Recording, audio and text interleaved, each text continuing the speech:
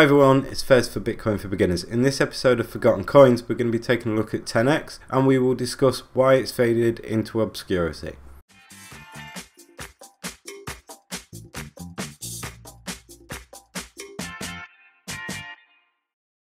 Hey everyone, how's it going? Welcome to the latest episode of Forgotten Coins. In this episode we're going to be focusing solely on TenX. For those of you that are new to the channel, my name is Fez. I am one of several presenters for Bitcoin for Beginners. So after this video, why not check out some of our other content from the other presenters, Adrian, Kevin and Terence. Let's get started. Well, TenX is a digital wallet and payment card. They actually had two payment cards, one of which was virtual and the other was a physical Visa debit card. They are working on a project called the CONT network, and if you don't know what the CONT network is, it stands for Cryptographically Secure Off-Chain Multi-Asset Instant Transaction. There's a diagram here that shows how it will make use of the Bitcoin Lightning Network and Ethereum's Raiden network to achieve off-chain swaps, so that currencies can be sent and exchanged instantaneously when you use the payment card in a shop that doesn't normally accept cryptocurrencies. They initially advertised themselves as a zero transaction fee project. Now you might be asking where they would make money and how they would turn a profit. Well, their money would come from a percentage of the transaction but taken from the retailer rather than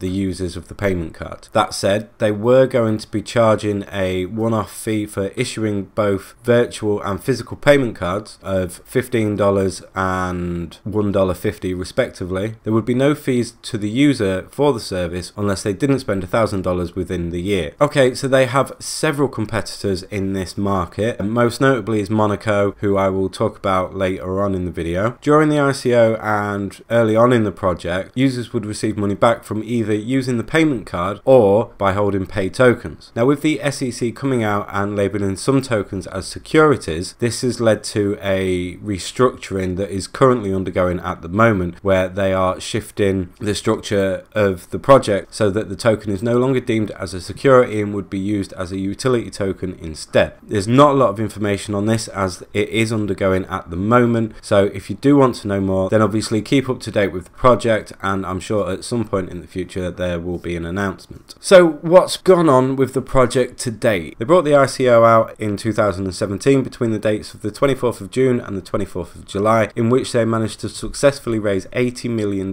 They then went ahead and released a wallet to the app stores in November 2017, and I know that EU users had payment cards distributed in December of 2017 and they were able to use them. That said, in January of 2018, Visa pulled support from Wavecrest, which meant that the TenX cards as well as several other payment cards that were on the market at the time had to be pulled off the market. Since that point, lots of the projects have had really bad issues with trying to secure card issuers. Now, for a little bit of good news, recently TenX have announced that they successfully achieved an atomic swap between Bitcoin and Ethereum. Whilst other projects have achieved similar, they have not been able to achieve, or not to my knowledge, an on-chain atomic swap. Instead, they've achieved an off-chain atomic swap. Also, recently they announced that they now are holding a valid BIN number, which stands for Banking Identification Number, not to be confused with a banking license, which we will talk about shortly. If you do want to know the difference between the two, then I suggest you just hit Google and there's plenty of information out there for you. Okay, so with that very brief summary of what's happened,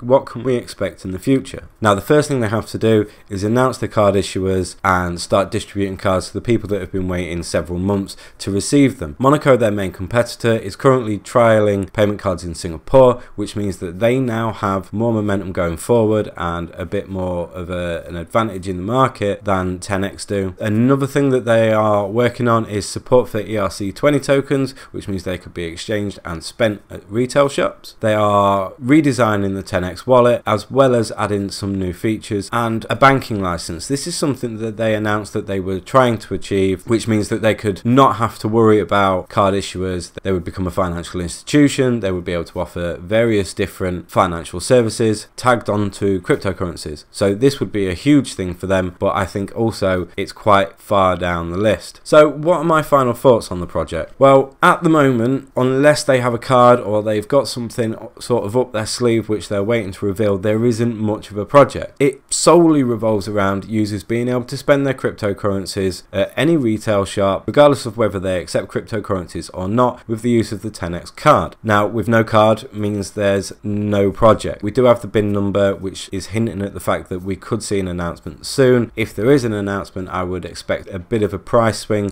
in a positive direction, but other than that, there's not a lot going on. I know they're focusing on the commit network, but really they should be focusing on cards and the services that they promised in the ICO. Now, I do want to point out a Reddit post that I found recently in regards to the reward structure that I was talking about earlier. So this post is all about the users that have already received payment cards in the past, have spent money on them and failed to receive any of the rewards that they earned. Now, this is obviously prior to Visa pulling any support for debit cards, also prior to the SEC announcing what they considered to be a security. So here we have a graphic that breaks down where the money comes from and where the rewards come from, and as you can see very briefly, it comes from a fee that's taken from a retailer rather than from the user. TenX have promised 0.1% returns for TenX card holders, so if you use your card you get 10 cents back on $100 spend, and holders of the token get 0.5% of all the transactions for the network. There's a lot of FUD surrounding this particular issue, and that's mainly because there's been money created and spent by users, and they were promised something and the team haven't delivered on that promise. So what do you guys think about the project? I'd be really interested to hear your stories if you have been waiting for a card or if you've already used them. Maybe you're a Monaco user, tell me about it in the comments below. But for me though, I'm not really a fan of this project. I can see the potential of it, however I don't want to spend my cryptocurrencies at the moment. I'm trying to accumulate as much of it as I possibly can so that when we do hit that bull market, I'm going to be rolling in it and I'm going to be able to buy myself a nice lime green Lambo. So that's it from me. Hopefully you've enjoyed this video. If you have, don't forget to smash that like button, hit subscribe, leave me a comment below, and before you go, hit the bell icon to be notified of any of our uploaded videos. I've been Fez for Bitcoin for Beginners. Thank you very much.